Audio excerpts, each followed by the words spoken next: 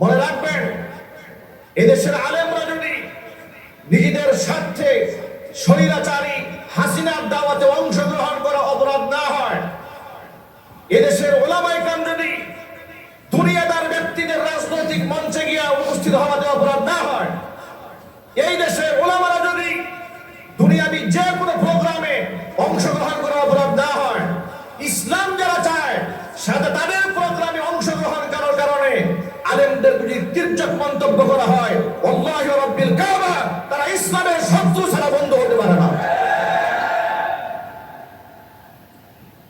সুতরাং অন্তর থেকে ভেদাভেদ দূর করে ফেলো, মানুষকে কাছে টানুন, সমালোচনা থাকলে গঠনমূলক মন্তব্য করুন।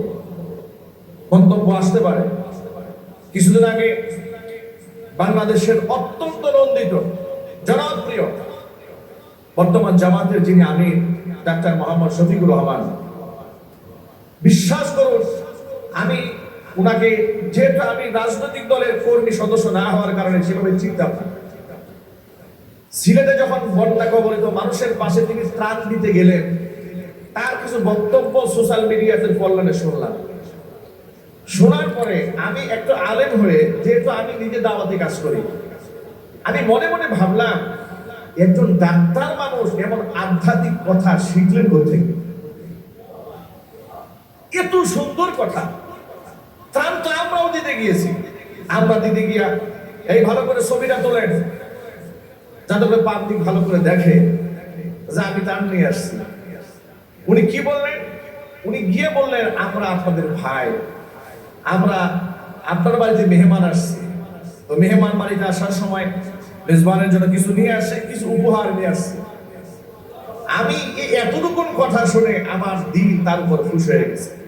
মনে মনে ভাবলাম, যার হৃদয় এতটুকু আনা নেই, একটাই রিয়া নাই, তারা ইসলামের কাজ করে। কথা বলেছে কিনা বলেন? দরদ নিয়ে তিনি কথা বলেছেন। কিছুদিন আগে তিনি একটা মন্তব্য করেছেন যে দলীয় ভাবে আমরা সকলকে ক্ষমা করে দিয়েছি, কিন্তু ব্যক্তিগতভাবে কেউ যদি প্রতিশোধ নিতে চায়, মাজলুম হয়ে থাকে, তাদেরকে আমরা সহযোগিতা করব। ব্যক্তিগতভাবে মানুষের ভিন্ন মত থাকতে পারে, সেই ভিন্ন মতের জায়গা থেকে আমি বলেছি, ডাক্তার শফিকুর রহমান অত্যন্ত শ্রদ্ধার পাত্র, সম্মানের পাত্র, কিন্তু এ কথা বলার সময় এখন নাই যে আমরা তাদেরকে ক্ষমা করে দিয়েছি।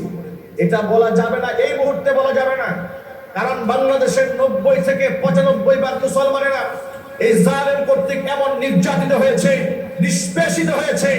জালেম সামান্যতম সন্তুষ্ট হয়, জালেমের দূষররা সামান্য পর্যন্ত ঐক্যবদ্ধ হওয়ার স্বপ্ন দেখে, এমন কোন কথা কোন ইসলামের কর্মীদের মুখ থেকে আমরা শুনবো না।